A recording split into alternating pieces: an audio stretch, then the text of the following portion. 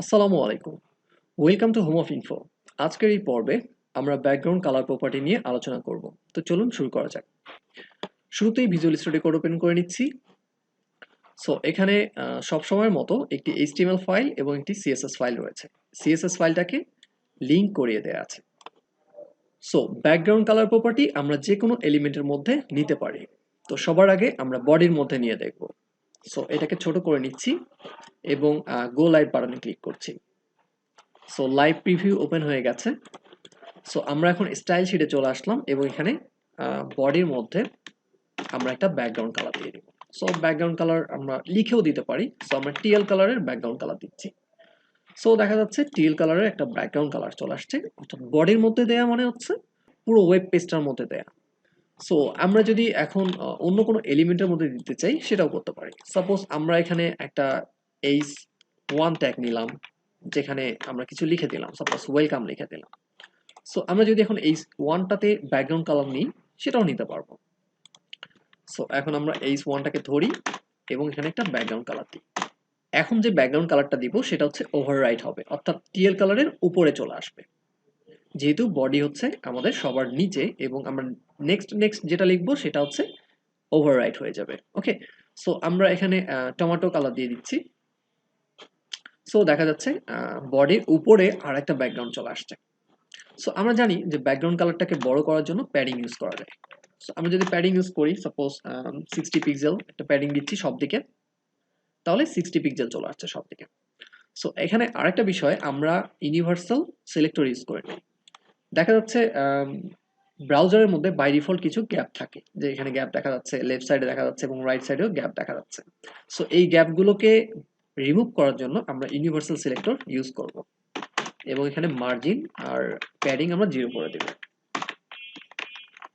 So padding 0, তাহলে দেখা যাচ্ছে এই গ্যাপগুলো রিমুভ হয়ে গেছে।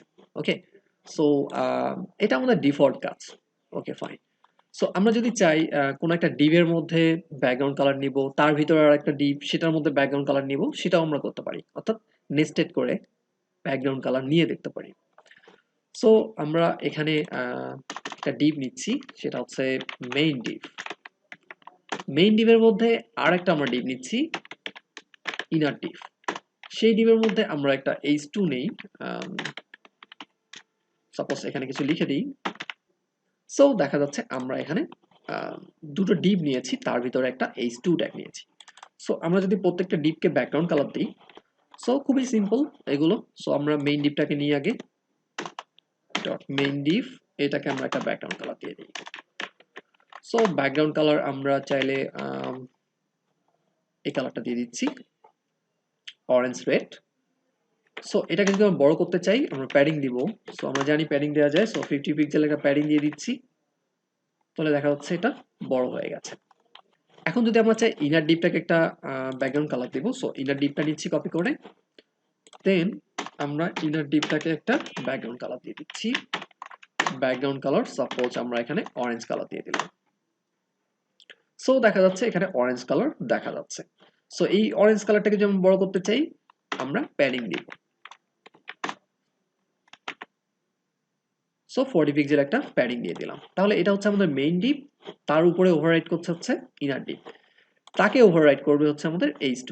তো আমরা যদি H2 কে দেই, সো আমরা এখন যদি কোনো ইনার ডিভের মধ্যে H2 থাকে, এভাবে নেস্টেড করে আমরা লিখছি।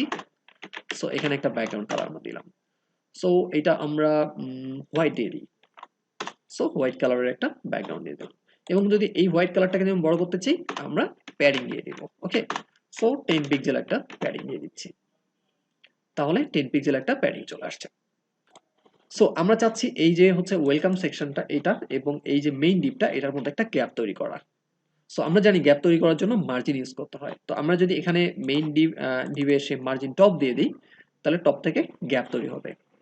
সো স্টাইল শিটে আসি, আমরা এখান থেকে মার্জিন টপ দিলাম হচ্ছে 40 পিক্সেল, তাহলে 40 পিক্সেল একটা গ্যাপ তৈরি হলো। ওকে, সো এখন আমরা দেখতে পাচ্ছি এটা হচ্ছে আমাদের body TL colour. So finally আমরা জানলাম যে কোনো এলিমেন্টের মধ্যে আমরা ব্যাকগ্রাউন্ড কালার ইউজ করতে পারি এবং ব্যাকগ্রাউন্ড কালারকে বড় করার জন্য আমরা প্যাডিং ইউজ করতে পারি। So thank you for watching. Next টিউটোরিয়ালে দেখাবো ইনশাল্লাহ। ভালো থাকবেন সবাই। আল্লাহ হাফেজ।